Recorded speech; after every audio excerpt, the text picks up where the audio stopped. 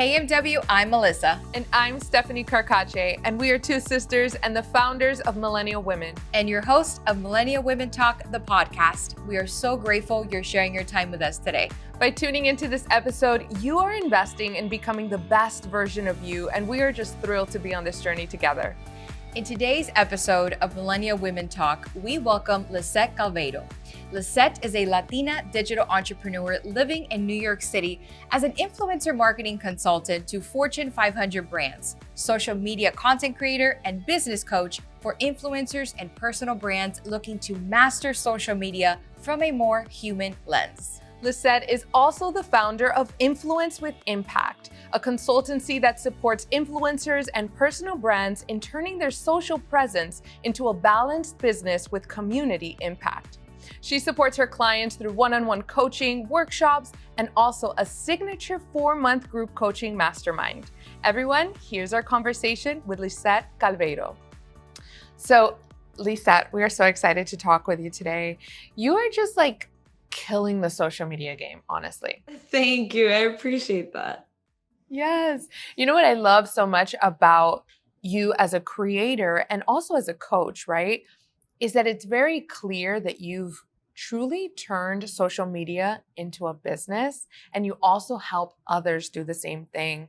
I want to know, when was that point when we were all just using social media, right? As for fun, for fun, showing always our food. Do you remember that with the weird filters? But when was that moment for you on social media when you were like, hey, this could actually be a business?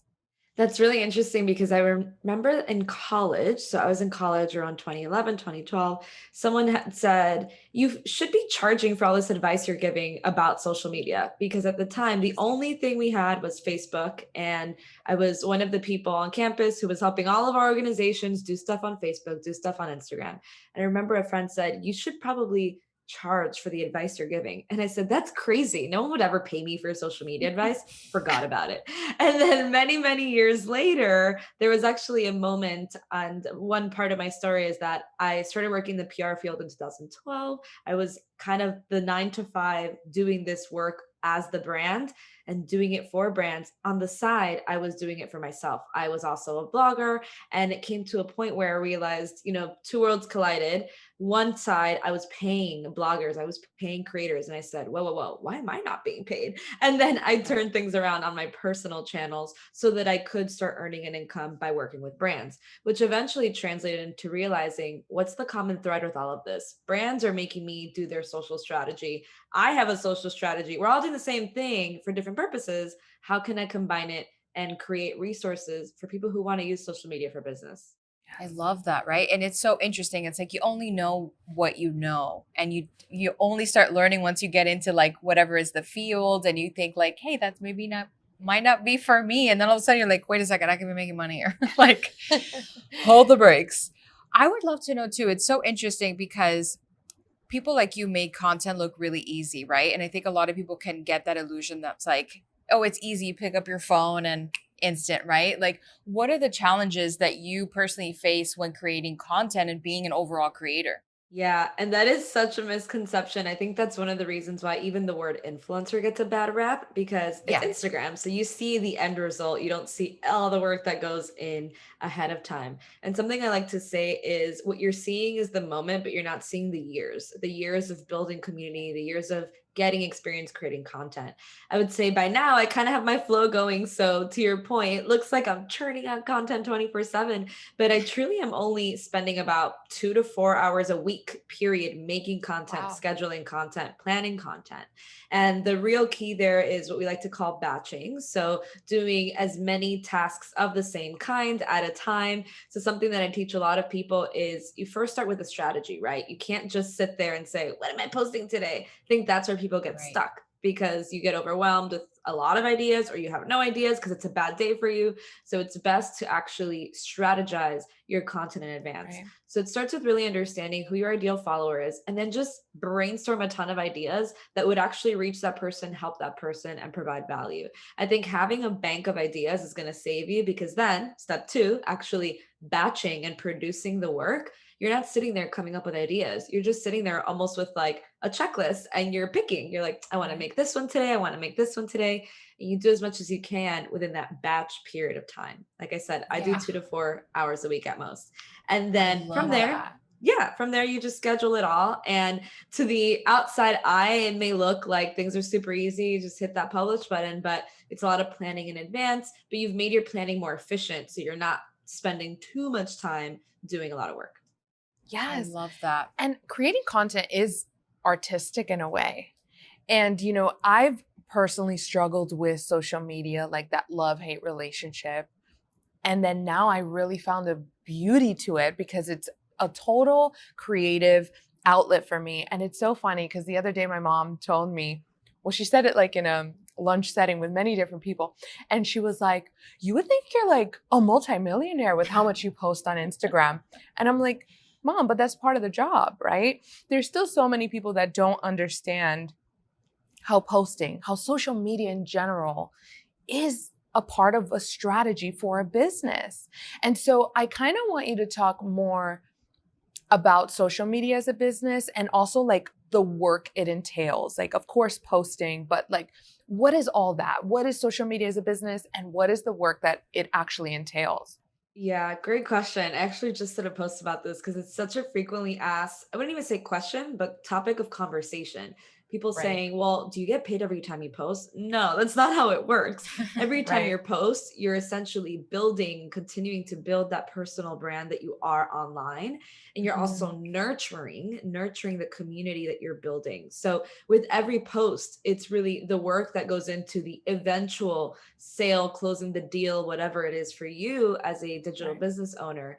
And from a high level, it's kind of a 3-step process, right? So first, you really have to start with setting up those foundations and clarifying who you are as a personal brand. That's what I think a lot of people miss. They just slap on a category. They're like, I fashion blog. I'm like, what? What does that mean? For who? What are you doing? So you really have to clarify who you are as a personal brand so that you can continue building it through content. Then 2, developing that content plan. Again, the reason why brands hire, agencies like the ones I used to work for and pay thousands of dollars a month is because they had a plan for how they would show up on social media. It's virtually impossible for you to build a sustainable business without having a content plan. And it doesn't have to be that complicated. It can just be, these are the 4 types of topics I like to talk about. Can I create ideas about them, etc.? But you have to have a plan. And then kind of the last piece of it is, again, that nurturing of the community that you're building. And what's interesting is that this happens offline and online. So if you're someone who is a content creator and right now your main revenue stream is working with brands, for example, the online work you're doing is continuing to build that portfolio and to show how awesome your content is, to show how engaged your community is. But the offline work is asking brand people to go out for coffee, is introducing yourself to new brands and potential clients. So there's a lot of online and offline work that happens in that nurture phase. But again, every post that you do, it's working toward that. It's working toward building a stronger community. I love that. That's actually really great. Well, this is why people hire you, right? Yeah. And I love practicality and I love like that logical aspect. And so, when you're sharing what you do online and then offline, it really showcases, how much work really puts into it in detail. And something came into my mind because there's so many up and comers, right? Still in this space. And I feel like this is going to keep going because I feel like this is the new media. Okay. I feel like TV, film, it's still there, but social people are consuming content, on these platforms. So for a newbie, let's just say that they don't have an audience yet, that they're trying to figure out, like, who am I speaking to? What's kind of the work that they should be doing to say or develop their ideal follower and start to create content so that they can get to that end goal of, of raising awareness and the things that they want to raise awareness around. Yeah. This is a fun piece of advice I like to give because I think it's a little bit surprising, but I really want people to make up their ideal follower. Sit down, answer 30 questions about this person's lifestyle, and I want you to really figure out, who do I want to talk to? And that's actually a personal business decision, because what people I think don't do well on the flip side, if they're just dictating, what do my analytics say? They get boxed in. Right. They're like, I'm reaching millennial women. I'm like, but what millennial women? What is their lifestyle like? Are they entrepreneurs? Are they not? Are they mothers? Like all these things. I want you to really make up a persona for who you want to reach. And I think a lot of people at first get scared. They're like, wait, I don't want to box myself into this imaginary person. But what's interesting is that I can guarantee you that person actually does exist. I love that. There are so many people going through whatever you are describing that you want to reach and speak to.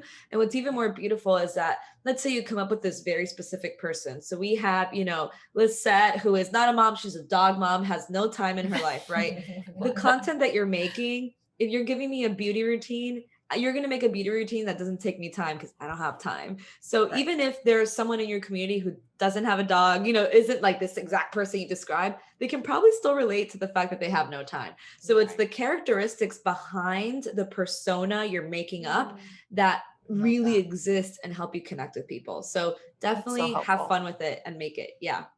That's so helpful. You hit it on the nails, the characteristics. Yes. Because a lot of people get stuck in sort of, am I beauty? Am I lifestyle? Am I fitness? Right? And then it's become so generic where it's hard to create the content. I have encountered friends that have definitely had that challenge. So I love that you just hit something really awesome, characteristics. Yes. And it's also like, we hear this all the time, even with our personal students, when we get to, who is your ideal listener for your podcast? It's always like, well, it could be this, it could be that. And I don't want to box myself in. And if I say I'm just catering to this person, then I limit myself. And it's so not true. Like niche, like how important is niche, Lisette? Yeah. And the niche is the word people love and hate, because I think a niche in its marketing reality, right? So a niche is, this like target specific community you're working around. A niche is important because you want to make sure that you don't make yourself feel like you're for everyone. Because when you're for everyone, you're for no one, right?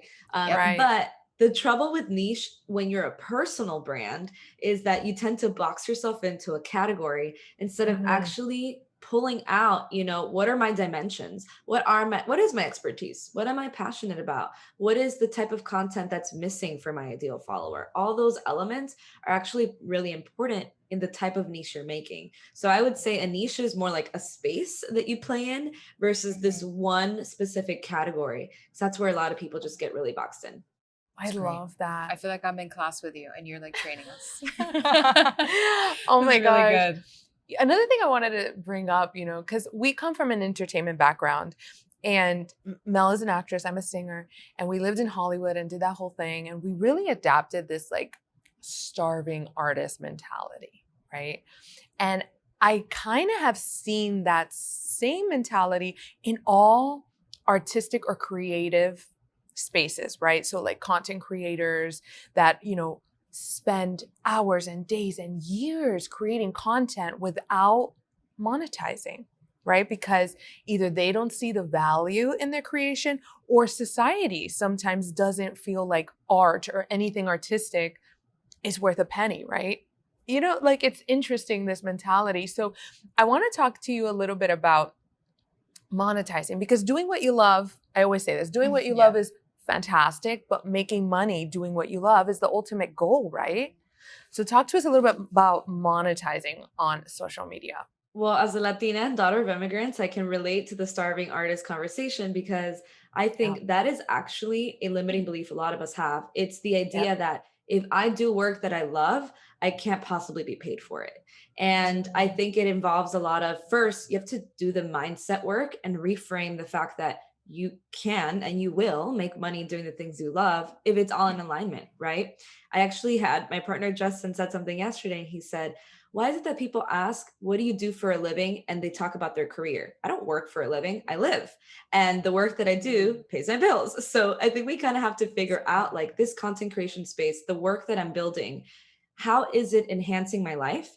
And then what are the elements, a part of it, that are going to help me continue to, sustain the lifestyle that I'm living? So with that in mind, that's kind of the reframing work I always recommend people do at first. But then you also have to then, as you're thinking about monetization, figure out, all right, well, you have your ideal follower, the community you're building. Are those your clients, or are your clients someone else? And I think there's a distinction there. A lot of the people that I work with are influencers or people of influence. So oftentimes their followers are not their clients. They're not actually selling something into their following yet. Interesting. So you're thinking, all right, so I'm actually building this community, but my client is the people who need access to that community. So if I've built a community of, let's say you actually literally are an artist and you create an amazing social profile, you went viral, got millions of followers now, and you're thinking, all right, how can I monetize the work that I'm doing? Well, who are your clients? Your clients are probably the people who right now need access to all those art enthusiasts who are following you, because you may not want to right now say, I'm doing an online class to teach you how to be an artist. Why not go reach out to, again, distinguish who's the client. My client can be those brands that need access to those people. I can do sponsored content. I can become an affiliate for them and make passive income. There's a lot of stuff you can do with them. But when you make that distinction of who your client is and who your community is, it will definitely help you create a smart monetization plan. Oof, I love that. That's actually really, really smart, right? Because I feel like, some creators, especially when they do, let's say, courses that they want to add that into or sell merch, the community that they build, how would they properly, do they sell to even that community, or are they on the hunt for other clients or customers?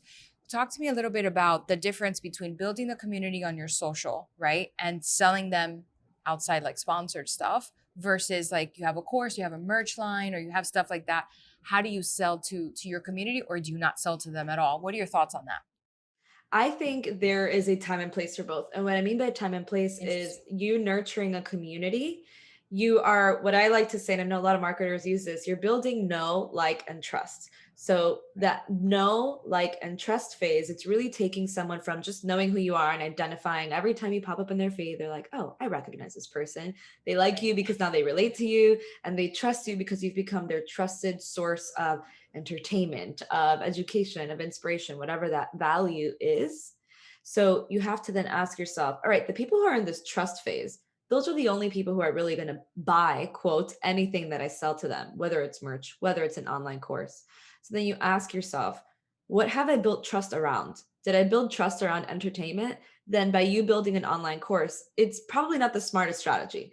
But if you want to do merch because people are just like so into everything you're doing, they want to represent this fun, entertainment lifestyle that you've created, then yeah, merch is actually a great idea. Or maybe doing a Patreon where people can pay a membership for exclusive entertainment content. Right. So it's, again, identifying my community is everyone, but the clients are the people who I've built trust with. What did I build trust around? Then I can figure out what do I want to sell to them. And I think this is very important for a lot of influencers to realize, because something that I'm personally seeing, because I'm in this space, there's a lot of influencers and content creators who have been doing something well, for a year or so. And then they're like, I'm doing an online course on how to be an influencer. And then it doesn't sell. And I'm like, it doesn't sell because people don't trust you for that. They trust you for the lifestyle. They trust you because they love the clothes you're showing or wearing. They trust you because your skincare routine is on point. So it's really just figuring out, what do they trust you on, and then create a smart strategy to converting those people into clients. That's so interesting. That is so good. Yeah. So tell us a little bit about, you have influencing with impact, correct? Like, talk to us about that, because we're all about your message, like influencing, but what is your purpose? What are people going to trust you on? Where's the value? So talk to us a little bit about that. Yeah. And the name of my company actually came from the idea that I was almost at this like crossroads where I wanted to break up with the word influencer. And I was even thinking of being loud about it, like, let's just use another word. And then I realized, okay, actually, we define what influencer means. And I think it's just gotten a bad rep. And it's all of our faults. It's the fault of creators like myself who have just done a lot of things without any intention. It really was my thinking there. And then I thought, Mm. so let's bring the intention back into influencer. Let's Mhm. redefine what it means. It's not showing cool stuff to buy and doing a hashtag ad. It's actually Right. inspiring people to take some action, and it's inspiring people to, find more value in their day-to-day life. What value that is, it's different. Like you're alluding to, I think when I say value, a lot of people think I have to teach them something, I have to do a how to. I'm like, Right. no, Right. value is perceived, and value is only determined by the person on the receiving end. So value for them could be entertainment value. If you're someone who is goofy and silly, that person may be happier because of you. If you're education Mhm. value, great. You are a resource, you're a guide for them. There's also empowerment and inspiration value. And I heard this actually yesterday from a friend who said, this creator, his name is Christian Blake. I love his content because it just makes me a happier person. I I get his love that. tutorials, and I don't even save them because I'm going to do all the tutorials. I'm just inspired to be a better person. And I was like, that's value, and it doesn't Absolutely. always have to be the how-tos. People perceive value differently. So when I say influence with impact, it's really influence, and think about the intention so that you can impact people. I love Mm. that. And I'm a strong believer in you should be getting an ROI for content because you're investing your time, which is super valuable. And you should be Absolutely. either getting information or, something to inspire you, make you feel good. But after consuming that content, if it's not feeling good, that creator did not do a good job. Like you should always be gaining something in return when you're investing time into their Absolutely. content. So I love that you said that because it's true. A lot of people just think like value should be like, oh, I'm educating.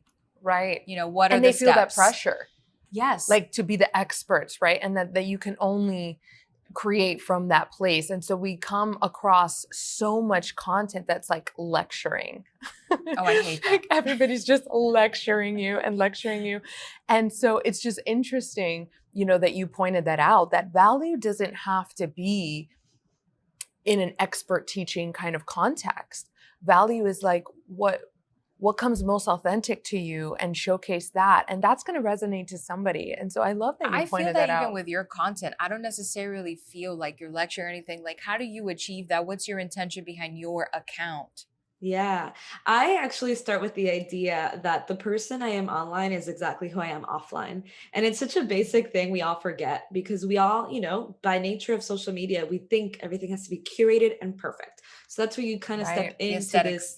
yeah, the The aesthetic. aesthetics. And you Guilty. step into like lecture mode. And I'm like, no, no, how would I actually explain this concept? Right. So I am someone who likes to provide education value and also inspiration value.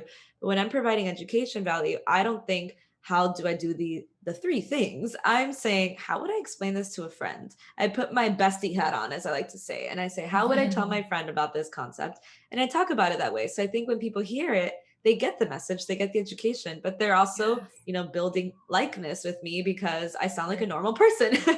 So it's really that balance. And then I think there are tools in social media, are kind of ways for you to use social media to your advantage to show the side of you that, again, is the offline side of you that has nothing to do with, providing curated, perfect, planned content. For Instagram, I use Right. Instagram stories a lot for that. If you go into my Instagram stories, Right. I do daily dances, I'm goofy, I share things that are making me laugh because that is what I would be doing offline as well with my friends. If you follow me on TikTok, there's times that I may do a random video because I know the feed doesn't have to be perfect on TikTok. So I use that to my advantage and I do the silly stuff. But again, am I a source of education, inspiration for people? Yes. But I also want to remind them that I'm a human being and this is the kind of human being I am offline. I I love love that. that. And that intention of like bestie hat and like then creating from that place, right? Because it is always like a mind frame. Everything in life is like what are your thoughts going into everything? Well, everything has an intention, Yeah, right? I mean, everything should have, or at least should have definitely. an intention. It shouldn't just be like pick up the phone or just post like people Right. think we do on social. Yeah. There was a period where I got a lot of Intention. influencer clients who would say, what do you think about my page? Should I do more of those filler posts? And I was like, Ooh, what? Because there was a trend, a quote in quotations, of you just posting really fun aesthetic photos as Right. fillers to make your feed look more beautiful. And I said, think about it. How many times do you actually go to your favorite influencer's profile and go to their feed? You don't. You just get their that's so content true. in your news feed. So why would you Yes. do an aesthetic forward post when that's not how people are even consuming your work. And Absolutely. and the people who are going to your feed are new followers. They're going to go do that 30-second scope out. What are they going to do? They're going to randomly pick a few posts that look really nice. If your filler Right. post has no value, nothing in it, they're going to walk away. So you want to Yeah. make sure that you're setting your profile up for the best first impression, whether that means it's a new follower going to your feed or someone catching your posts in their feed. So the filler posts never get likes. Like, Yeah, let's they never just be do. real. They always fail. They never get the likes. Like the But- random chair or the random sky. Like, yeah, it's a beautiful photo, but they never get likes. yeah. But now, when I'm hearing you say that, for instance, like the followers might not, but if you're an influencer that's working with brands, they're definitely going to go to your page, right? And so how important is feed in that case into a brand? Yeah, the only thing that's important, and also for context, I still provide consulting services. So I am the brand still to this day doing a lot of this work. We look at your bio, and that is the first thing that needs to be optimized. So the bio is what we can use to tell the brand itself, right? Because I get hired out like agency, and a lot of PR agencies do this work of finding influencers.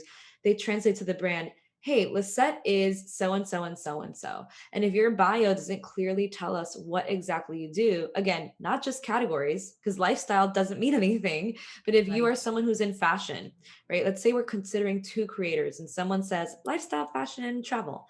And the other one says using fashion to inspire confidence in women. We are There you go. 100% not just picking the other person, but we are paying them the good bucks because they have a defined essence and a defined personal brand. So we do that. The second thing I would say we sometimes do is we'll quickly glance and skim through content just to kind of get an idea of the type of content you create. And what I mean is every campaign is different. So if we are hiring you to do photography, we're going to make sure that you can actually take photos. So we're just going to do that quick skim. If our campaign is requiring video, which a lot of campaigns now are, they require reels, they require video, then we want to take a look. Are they actually making reels? Are they actually making video? Is it a fit? So the content, it's not so much for the overall aesthetic. It's for us to be able to see, do they fit the type of creator we're looking for right now?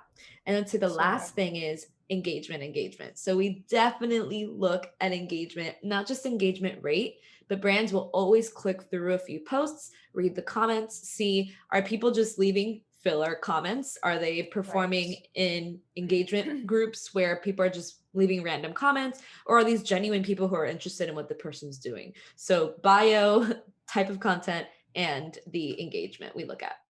I So love good. that. So it's about quality. It's about having your niche, right? Who's your audience? Who do you create content for? The quality of the content, and then your engagement. Engagement is such a big topic, right? Is there some sort of percentage, right? I remember years ago I heard you had to be like a 1% or higher or something weird like that. Is there a percentage that you have to achieve? How do you calculate engagement? Like, is there like a measuring, I don't know, a standard or something in your opinion? There actually is, and I do have a video on it for the visual people listening, good. but You gotta send us that later.com. so that we can add it in the show notes. Oh, yes, 100% will. So later.com, they actually are a scheduling platform that I always recommend to people. And for FOHR, which is an influencer marketing platform, they put out a study on engagement rates on average reach, which is actually a really good study that I will send you so you can actually add in the show notes to help people understand, am I meeting the benchmarks for my audience size? And what I think will surprise a lot of people, it's a lot lower than you think. So for example, 2% is a pretty good average for micro influencers, which is less than 100,000 followers.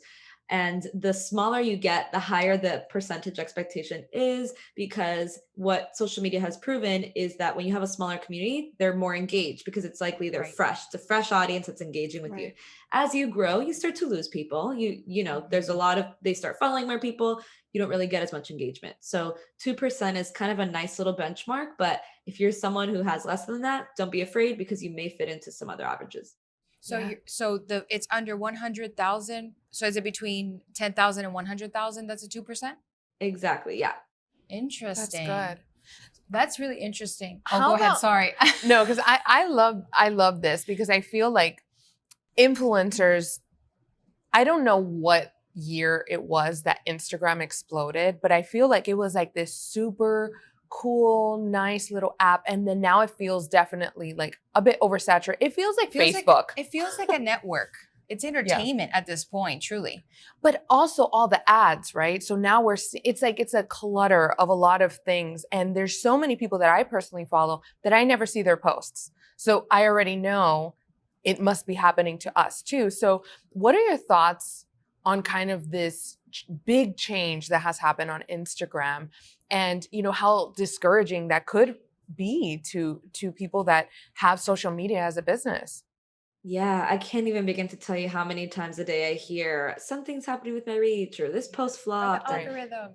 the algorithm. And Algorithm. people are so bent up about the numbers.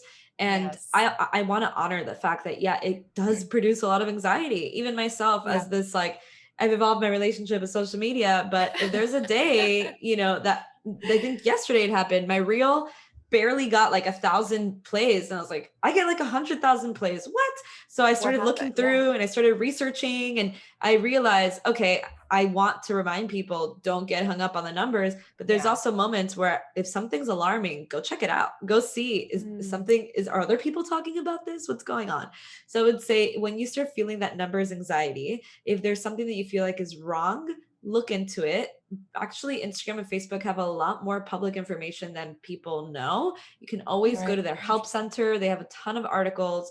For example, with this Reels problem, I went and I read an article from Facebook that said that a lot of those metrics are, quote, in development, meaning they're not 100% accurate. So why am I getting hung up on numbers that aren't even accurate yet? Good to So know. that helped me. Yeah. So number one, I always go do some research, because I'm like, that makes me feel better if I can find an answer, right?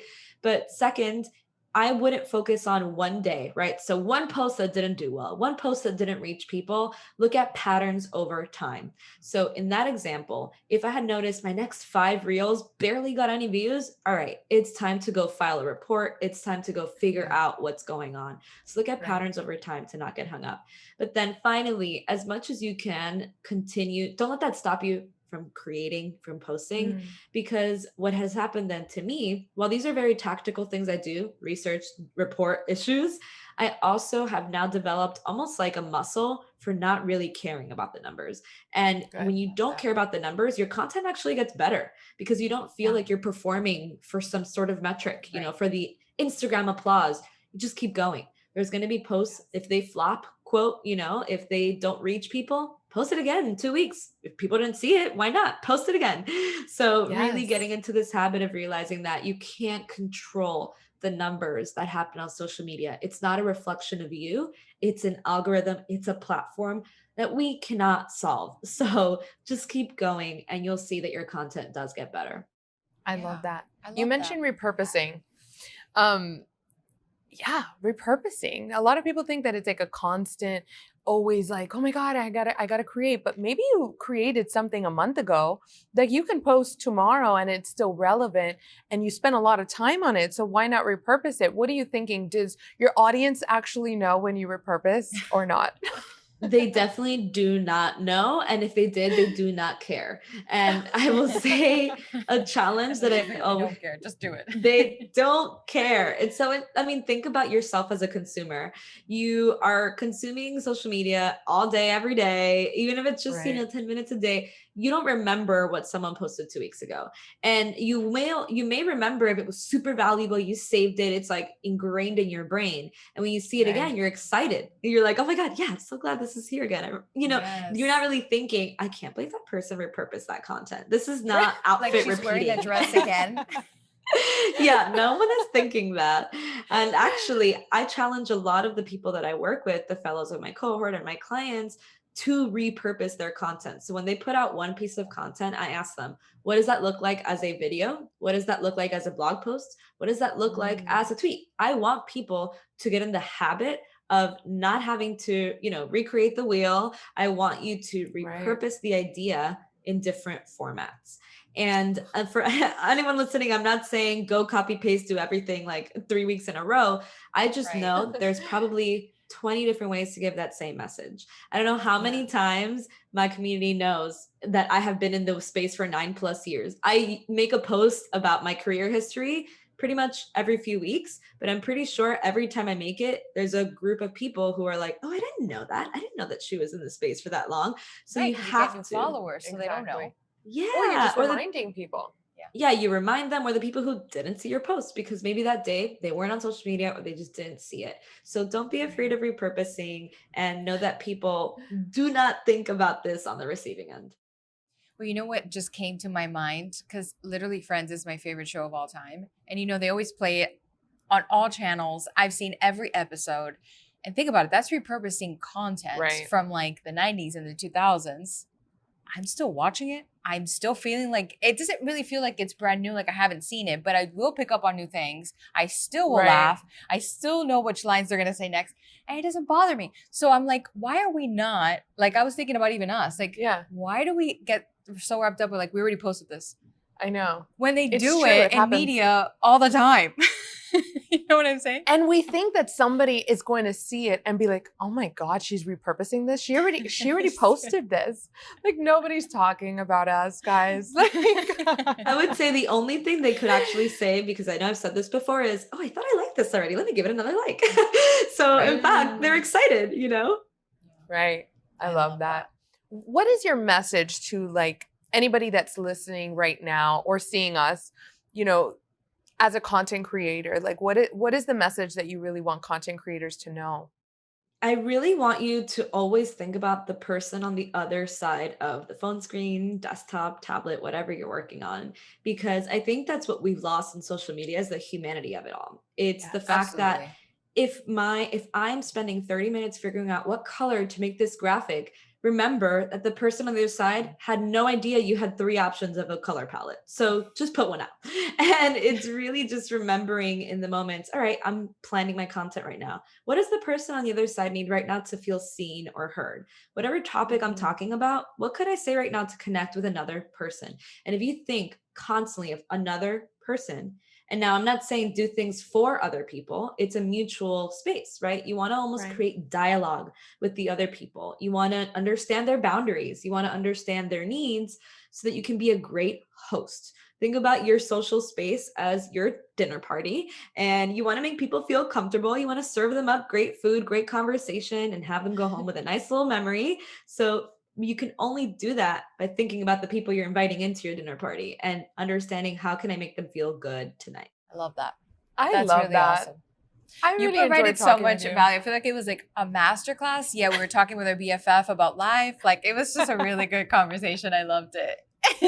Teaching with my bestie hat on always. I love Always. it. And I love that's truly who you are. Thank you. Thank you, Lisette. This was so much fun. We have to do this in IRL one day soon. Yes, next time in Miami, we got to do something. Yes. Please. Oh, you're the best. Thank you so much for your time today. Thank you for having me. Bye. Bye. Thank you for tuning into today's episode. If you want to learn more about Lisette and her courses, visit influencewithimpact.co. Subscribe and leave us a review on all of your favorite platforms. This helps us continue to bring you great conversations just like this to you every single week. And text us to the number below for subscriber-only freebies and perks to help you become the best version of yourself. We encourage you to continue on with this social media conversation. Keep being the strong, amazing woman that you are, and never forget to live inspired. Until next time, MW, Always love, Melissa. and Stephanie Carcache.